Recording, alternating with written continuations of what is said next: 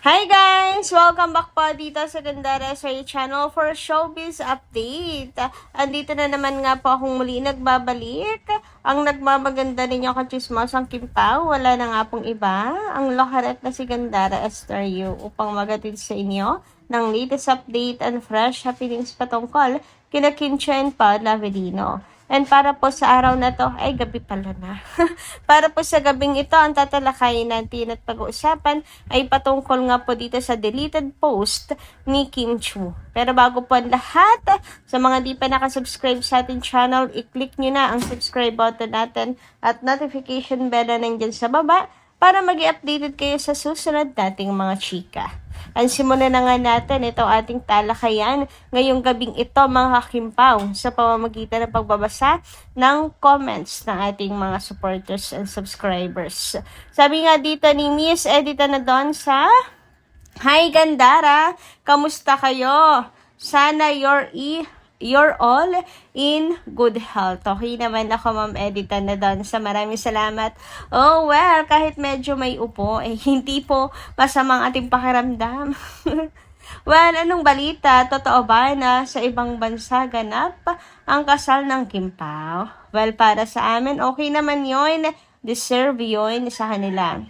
Well, pag nangyari yon, dito lang tayo mag-celebrate at magpalechon tayo. Okay lang, basta may video naman para may makita tayo. God have mercy on them. Hoping for their success and have one big family. We love you, Kimpao. God bless. Thank you so much, Ma'am Edita Nadonsa. And yun po ang para sagutin ang inyong katanungan, yun po ang kumakalat na balita na kung sakali man ikakasal ang Kimpao, most likely sa ibang bansa ito gaganapin. Well, hindi naman nakapagtataka kasi uso na ngayon ang private wedding. Pansin nyo rin ba, ngayon mga kakimpaw, ang mga balitang kasal ng mga artista ngayon ay puro private wedding na, pera na lang doon sa mga hindi po gasinong sikat mga kakimpaw. Ayun, public wedding sila. Kasi hindi naman ganoon pagkakaguluhan mga kakimpaw. Ngunit subalit tatapwat ang Kimpao, for sure ang mga tao ay talagang dudumugin ang kanilang kasal. Kaya mauunawaan ng lahat kung bakit ipa-private ang kasal o sa ibang bansa na lang ganapin. 'Di ba? And madalang na din kasi yung nagkakatuluyan na big stars, mga kakimpaw na yung kinakasal like Dongyan, like yung mga big artist, mga kakipi. Puro kasi break up na lang mga kakimpaw nangyayari. So siguro kung ang Kimpao ay gagawing public ang wedding, baka maging royal wedding din yan. Mga kakimpaw, yung tipong may LED sa labas ng simbahan para makapanood ng mga fans, 'di ba? So 'yun, mga kakimpaw, nakikita-kita ko na mangyayari sa wedding ng Kimpao. Kapag public, baka maging royal wedding dahil sa dami ng fans na siguradong pupunta para masaksihan 'yon, mga kakimpaw. O di kaya i-private na lamang nila. Kasi si Kim, imposibleng hindi po sa simbahan ang kasal, mga kakimpaw Kasi yun po ang dream ni Kim Chu, ang magkaroon or ang ikasal po sa simbahan. Church wedding talaga. Pag tinanong mo si Kim, yun talagang isasagot sa inyo. Anyway, dumako naman tayo dito sa chika ni Showbiz Buzz, mga kakimpaw, na may date daw po ang dalawa, sina Kim and Paolo. So, mayroon palang naging date sina Kim and Paolo nung absent si Kim sa Showtime. Kailan kaya to mga kakimpaw? Kasi nung absent si Kim sa Showtime, pumunta nga po siya sa Zamboanga, di ba mga kakimpaw? Siguro nung gabi or midnight na, mga kakipi, sa romantic date siguro to, mga kakimpaw. And alam nyo ba, ang naiisip ko kapag kaganyan romantic date, mga kakipi, unang-unang pumapasok sa isip ko, syempre ang dress ng girl. Hoy, grabe, ang look ng Chinita Princess natin, mga kakimpaw. Siguro napaka-elegante, no, mga kakipi.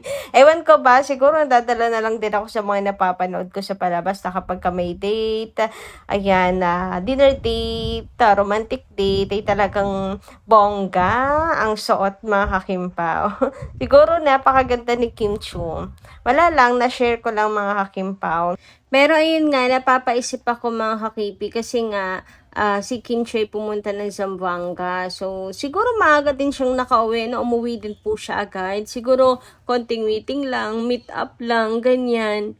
Baka mga 1 hour discussions lang, ganun mga kakipi. Alam niyo naman kapag ka-business, hindi po maaaring idaan lang yan sa phone mga kakimpaw. Kailangan personal mong pupuntahan. Kaya kahit malayo, talagang pumunta po si Kim. Bakit kasi Kim, hindi ka nalang bumili ng helicopter? Why helicopter? Para personal ganap mo. Anyway, to be honest, hindi ako agad naniwala na may dinner date, etc. Ganyan. Baka kwento-kwento lang, baka dilulo lang, mga kakimpaw. Kasi nga si Kim ay pumunta ng Zamboanga. Pero nabasa ko to, mga kakipi. Sabi dito, but so kilig last night. It was super sweet of him.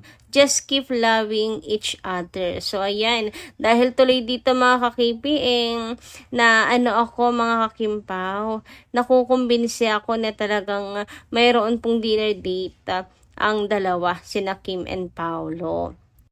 And kung hindi ako nagkakamali, 26 po, wala si Kimi sa Showtime. And ito'y post nung 27, to sabi last night. So, 26 talaga siya, mga kakipi. So, di nga kaya totoo yung romantic date na yan, mga kakimpaw.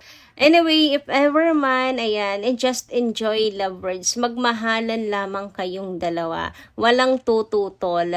Masayang masaya pa kami.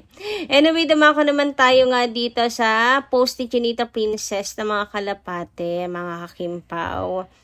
So, eto nga, nung pumunta na siya ng Zamboanga, mga kakipi, and makikita nyo nga dito, yung pa-heart emoji ni Kimi. Alam nyo ba, ayon sa nasagap kong balita, hindi ko kasi agad to nakita mga kakimpaw, edited na daw po ito.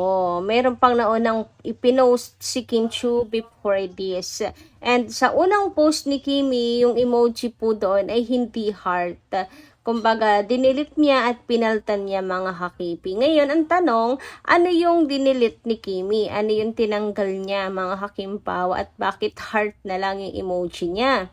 So, sabi dito, yung emoji sa may kalapate na parang ring, pinalitan ng heart. So, ayan, parang ring daw yung emoji na yun, mga kakimpaw. So, bakit dinilit ni Kim yung singsing? Ano pong ibig sabihin? Biglang naisip ni Kim na matatalino ang mga fans.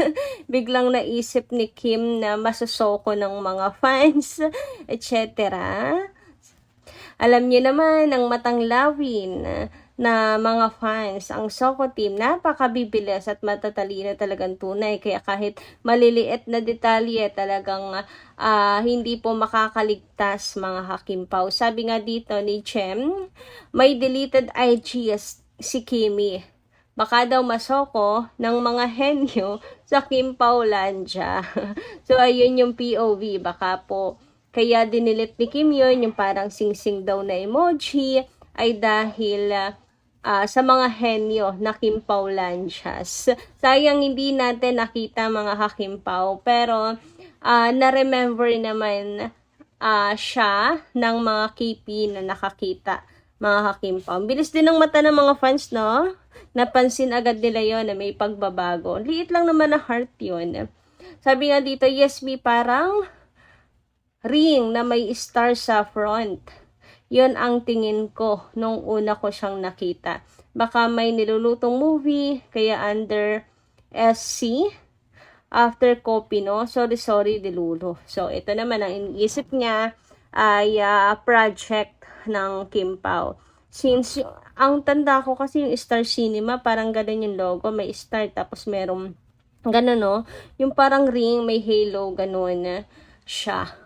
Baka nga may nilulutong movie or project ng Kim Pao, mga kakipi. Ay, nako, intayin na lang nga natin. Malalaman din po natin yan, mga kakimpaw. Pero what if, no? Naku, isa rin talaga ako sa pinaka magiging masaya isa sa mga Kimpaulandia na magiging pinakamasaya dahil tuloy-tuloy pa rin talaga ang Kimpaw at tinutupad pa rin nila Kim and Paolo yung kanilang pangako na hanggat nandito tayo, nandyan pa rin ang Kimpaw at hindi tayo iiwan, di ba? Anyway, hanggang dito lang muna ating update. Maraming salamat po sa inyong pakikinig. Kita kas po muli sa susunod natin, chika. Maraming salamat!